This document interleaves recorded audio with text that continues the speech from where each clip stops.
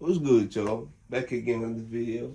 Hopefully next year I could be a little bit more consistent with my videos on the main channel. And I also could be a little bit more consistent on the second channel, which I will leave in the description down below. But yeah, I randomly was in the bed, had a thought, and I'm like, everybody has talked about the power forward position, how the power forward position has basically evolved over time. We had big and bruising power forwards. Now we in the power forward range of like basically threes, sometimes even shooting guards becoming power forwards, and how it's like translate into very spaced out basketball now because like I said, the bruisers, like the bruiser forwards like Charles Barkley, Moses Malone, you can say even the guy from the Utah Jazz, number 32, him, like it was a bunch of bruiser forwards that, and then what that means was like the spacing was not as good.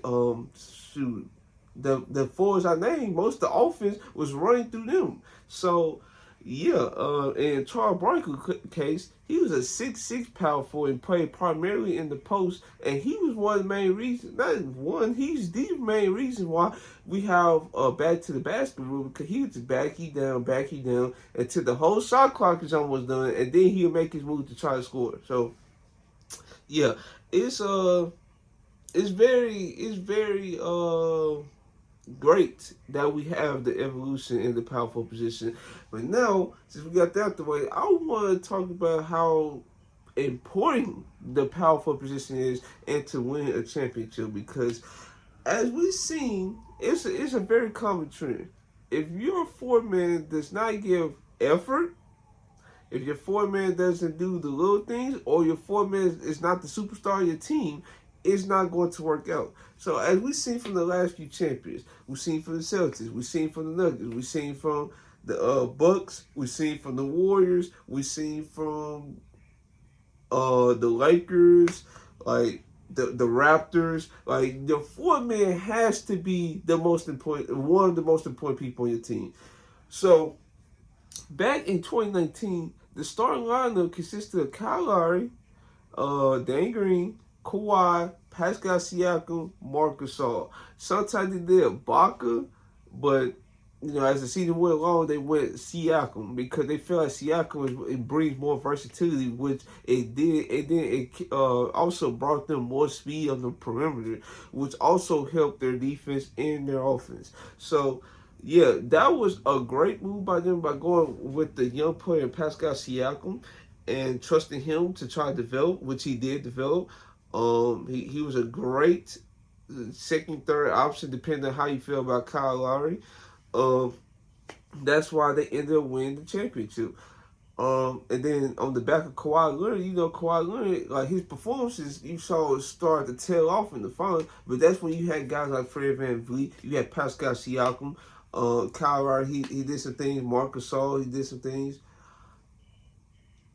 And then like their rotation just kept them so like intact, because they could easily lost the series. Even with KD missing the entire series, Steph was still going crazy. Klay Thompson had a couple game stretches where he was healthy and available. He was giving them buckets. So it's like they came close to losing that, but everything fell in place. Now we're gonna go to the 2020 Lakers. So I have an interesting thought about this because the 2020 Lakers, their lineup was LeBron, not KCP, Avery Bradley, Dan Green, Anthony Davis, JaVale McGee. So this is interesting. Now, Anthony Davis, he was starting at the four throughout most of the season. So I guess you could say it was just mostly Anthony Davis. But when it came down to the playoffs, they most effective and most utilized lineup in the clutch was LeBron at the four. So it's like a pick your point of who you say was the starting four for that team. But either way, Anthony Davis, we saw the versatility he brought on a 90 basis, especially in that Nugget series. That Nugget series, they had Dwight Howard mostly on Jokic, got him in foul trouble. Made it tough for him in the post because Jokic could not back down Dwight Howard easily. That's something Dwight Howard is like very good at. Post defense and shot blocking. He probably wasn't as good in the pick and roll setting, but if they tried to post on Jokic, it was not a good sight. And then Anthony Davis, you have him working on the perimeter, then you have him working the pass on. This was a couple times Jokic tried to try some skip passes, and AD would just snatch him out the air. So having that versatility of Anthony Davis at the 4th spot is a cheat code, and I wish they didn't get away from that because Anthony Davis, yes, he's great at the 5. He's elite at the 5. But if the Lakers want to actually try to beat Jokic again or beat these top big men again, you need a bruising 5. It don't even have to be one of the top tier defensive guys. You can get like a Isaiah Stewart. You can get like a Daron Sharp. Shoot, Nick Richards. You can get either one of those guys. Stick them on Jokic and B. You can stick them on all these top tier. You can stick them on Giannis or AD like needs a breather or something like that. AD could be the help side guy. Listen, it's so many 4s and 5s you have to worry about now. You have to have somebody to help out AD because having LeBron try to do that, he don't need to be doing that consistently at 4 years old, which he about to turn on what December 30th or something like that. Or you're not gonna have Rui Hachimura do it because I feel like Rui Hachimura, yes, he can be there in spots, but try and put him on like a big man consistently, it's not gonna work out to your advantage because that's just not his game on defensive end. It's just not. So yeah, if they can find a way to get back to having AD at the 4, it don't even have to be starting at the 4. He can be at the 4 in spots, and he can just throw off the opposing team big man offense. That's all you need, right? That's all you need. Now the next team was the Milwaukee Bucks. Now the Milwaukee Bucks, they have Giannis at the 4. And Giannis, this was like one of his peak years defensively. And he just came off with Defensive Player of the Year the year prior. So this was his peak defensively. The Bucks defense, this was like one of the best it's been. Because we all know, like back in the Mike Budenholzer years, they ran primarily drop coverage and they just packed the paint. This year they tried to like revert from that. I think this year and maybe next year they try to revert from that. They still ran drop cover because they had Brook Lopez in the fold, but they still try to pack the paint. They stay home as shooters and let the guards try to dictate the game by operating in the mid range or trying to do flows and stuff like that. So they did a great job. Giannis, he was a supernova defensively, just like Anthony Davis, because you have like Giannis trying to switch, you can the offense gonna get blown up. Yeah, you can probably get by him in spots, but the offense gonna get blown up. And then being a help side rim protector, like he's not the help side rim protector AD is, but he's definitely still an elite help side rim protector, especially in these years. He was just a great elite help side rim protector because nothing was just getting over Brook Lopez, right? Brook Lopez, he did his job. He played the drop. And then once the ball got over the top, whether it was a lob or it was like a lob pass, they tried to lob over Brook Lopez, Giannis was there to clean it up every time. And then you tried to skip a pass, Giannis is picking that off too. Like you wasting your time doing it. And then it was in the finals when they ran Giannis at the 5, and then that's when they had DeAndre Ayton try to guard Giannis. Giannis was picking that matchup apart, and then it was a great maneuver to put him at the 5 because the Suns had no answer, and then he blew up his famous play where he stayed home. I think it was Devin Booker, and then I think even Devin Booker, Chris Paul tried to throw a lot to DeAndre Ayton, and he swatted that stuff off the gut. That's why you have your 4-man play the 5 in spots, especially when it's necessary, especially with a team like the Suns. They attack drop coverage. They were one of the best teams at attacking drop coverage that year because Chris Paul was operating great at the mid range. That was his last few years of being good in his late 30s. And then Devin Booker, like he was going crazy that series too in certain games. And so don't get talked about. He averaged 27 that series. So that's to tell you how much he was cooking the Bucks, and the Bucks had to adjust to that. And yeah, the next year, this is when we seen the Golden State Warriors win the championship. This And they had, guess who they had the 5? They had Draymond at the 5. I mean, not the 5, at the 4. Who, when he played 5, and he played the 5 in spots in the playoffs. Now, Draymond Green, he could have won Defensive Player of the Year this year if he didn't have that calf back injury he had. It was weird. Like the Warriors, they were starting to get banged up towards the end of the season. I think Steph Curry even had to come back. Game 1 of the playoffs or something like that. That's how banged up they was. He could easily win the first player of the year because this was coming off the years they did not make the playoffs.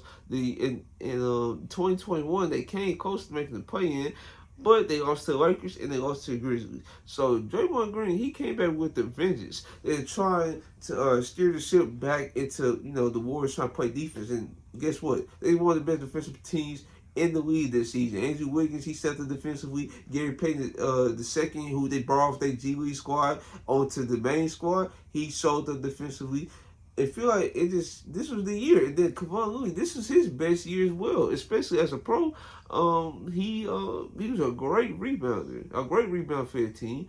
And then you have Draymond, just. He's always there. He's always there. You try to throw a bounce pass, he's picking it up. You try to bully him down low. Yeah, he's going to make it tough for you. You're not going to try to just bully him down low. He's definitely going to use his fouls, and that's why the Warriors. Now he did struggle in the finals, but either way, to even get them to the finals, they need his defensive intensity and effort. And then, especially with the lineup being so crammed on offense, they defense definitely carried them, and it's the reason why they won the championship this year. And then we go into 2023, we go to Nuggets, and who they have their 4-man? Aaron Gordon. And guess how much they use Aaron Gordon on the top players in the sport? They use them a lot because they lineup consisted of Jamal Murray, KCP, Michael Porter Jr., Aaron Gordon, Jokic. And see, you need a 4-man like Aaron Gordon because with Jokic, he don't have the capability to protect the rim. He don't. Now his defensive playmaking, getting the pass on steals and stuff like that, he's elite at that. But to actually try to rim protect, he's not that good. So that's why they had to stick Aaron Gordon on the best players. They stuck him on KD, right? I think they stuck him on Anthony Edwards in spots, and they also stuck him on LeBron. These are guys, especially LeBron and Anthony Edwards, they like to get to the rim. So if you have a guy that's like to get to the rim and you facing a non-rim protecting Jokic, what do you think you need to do? They adjusted the matchup and had Aaron Gordon be just cause mayhem on the defensive end, which he did a great job of holding his own against guys like LeBron and KD. KD especially because KD struggled that series. He struggled that series. He couldn't get to the rim. His shot was failing him, and Aaron Gordon was even blocking his shots. He contested his shots very good. That's why that lineup worked so well and got them to the finals, right? And then we're going to our recent and most recent champion, the Boston Celtics. The Boston Celtics had Jason Tatum at the 4. Now, Jason Tatum is quite interesting. Before I get to it, they lineup consisted of Jrue Holiday, Derek White, Jaylen Brown, Jason Tatum, Kristaps Porzingis, or Al Horford. It was mostly Al Horford because Kristaps Porzingis was hurt in the playoffs, but most of the regular season was Kristaps Porzingis. But yeah, Jason Tatum. This is he did everything a role player should do: rebound well, defend well. Now, the only thing that was not good for him was his scoring. That was it. But him being a solid 4-man, like an Aaron Gordon type 4-man, he did the job perfectly because he didn't even have to really do much. Their defensive game plan was to basically switch, get you out your stuff, and then on certain seconds of the shot clock, they either come double or they they be at the nail. That was perfect. And then there was spots where Jason Tatum also had to switch on and guard the 5 once they ran a switching scheme, which worked out perfectly because with Jason Tatum putting on that added muscle, that helped him. They helped him a lot.